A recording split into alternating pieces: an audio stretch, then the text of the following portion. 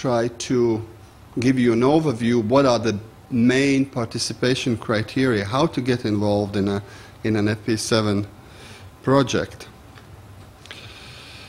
So the main principles, the basic principles, the proposals can only be submitted in response to publicly announced calls for proposals. This is what I talked before recently, and it's call 8, this objective, this challenge, and call 9.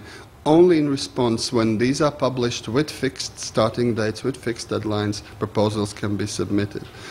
All proposals, or most proposals, are submitted by multinational organizations or consortia of organizations and individuals, except for certain what we call support actions, but this is a small part, but the general rule is multinationality.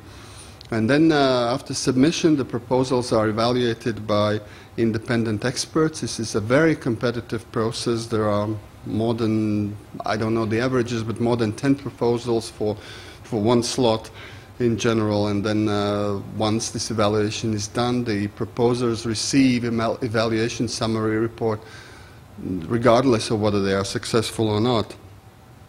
And if they are successful, then we have a negotiation phase, and then we sign the grant agreement, and funding follows. So now, in more detail, who can participate? As I mentioned, the general rule is you have to have 3 member states, EU member states or associated countries. These are countries with which have signed an association agreement with the European Union and which participate financially, also financially, to supporting the framework program. And you can see the list here. European economic interest groupings can also participate, international organizations or intergovernmental organizations, United Nations for instance. And then when these criteria are met, 3 member states or associated countries, participants from third countries all over the world can take part. There is a specific requirement for some, it doesn't concern Korea so much, it's for low and middle income countries with specific targeted actions. There's 2 European or member state or associated country participants and 2 from that low or middle income country region. And for support actions, there, as I mentioned, no restrictions. 1 member from any country is good. Now, who is eligible for funding? Somebody said if there's no money, there's not much incentive for research as well, because this is important. So legal entities from member states and associated countries are eligible. International European interest organizations, also entities, organizations from what we call international cooperation partner countries. There's a list attached to the work program, but in a nutshell, these are countries from low or middle income countries to which Korea does not belong. It's mainly countries of Africa, Southeast Asia. Well, not all of them. Singapore is not there as well. But funding for industrialized countries like South Korea, the general rule, no funding, but there are exceptions. And there have been exceptions in the case of Korea where the participation of a particular organization is deemed necessary for the successful implementation of the project. Or if there's this is specifically mentioned in the work program, then also the funding can follow. Where to look for additional information? If you have an idea, a call is open, and there's an organization that want to participate in a particular challenge, particular theme, you don't have any partners, you don't know where to start. Well, Cordis website is one good place to go. There's a wealth of information. It's overwhelming. Sometimes there's too much information, but if you're patient and you navigate, you can find what you're looking for. Then another good source is national contact points. Each country, well, most countries that participate in the framework program have their national contact points.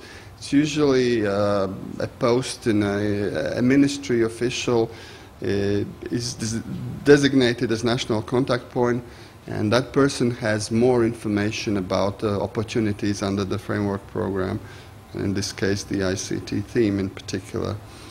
Then you can search for partners on IDL-IST. There's also information desk and intellectual property right help desk. And also when you get to a stage where you submit a proposal, you can also have assistance on that. Another good venue or opportunity to find partners is the so-called Proposers Days. What is the aim of these Proposers Days?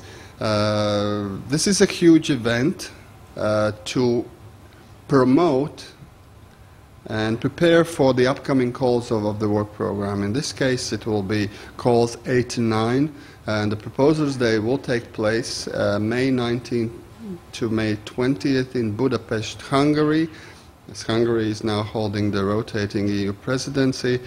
It's an event which is free. Well, of course, you have to get to Budapest, but the event is free. Registration is just required, and there are plenty of opportunities to network, to build partnerships, and to get first-hand information from dozens of EU officials who will be there from DG INFSO. There will be thematic sessions, presentations, proposal ideas, information stands. Yeah, this is an event worth attending if possible. So, and in conclusion, I could just summarize what has been said, also not by me, but by the previous speakers, that international cooperation in the modern world is not a luxury. It's a necessity. And Asian nations, particularly South Korea, are efficient and fast in developing their RTD capabilities, and we certainly would mutually benefit from cooperating more closely. And we also need to address the issues of IPR, particularly we have that with China, I believe. And also reciprocal access to the programs of third countries. And again, it was encouraging to hear today that the Korean side is opening their programs to participation of third countries and European entities. So that's good. So, well, with that, I think I will conclude my summary of the FP7 ICT theme. So, maybe if we have time, and if anyone has any questions about the program, Gareth, how's the format? Any questions? Yeah. Okay. If anybody has any questions, I'm ready to take them. If you don't have the questions now, but may have them later, here's my contact details. You can write to me, or you can approach me. I'll be here for today, most of the day here. So, questions? No questions? There is a question, please. Core 8, and in my understanding, there is some advantage for the nanoelectronics for the participation of a Korean partner for the nanoelectronics in Core 8. So, you mean so Korea have to be participating in the core, or you mean it's encouraged, or is there any merits for the European partners to include Korea in the core? Well, this is two things. This is a European program. First of all, the Koreans can participate in any part of it, any challenge, any objective.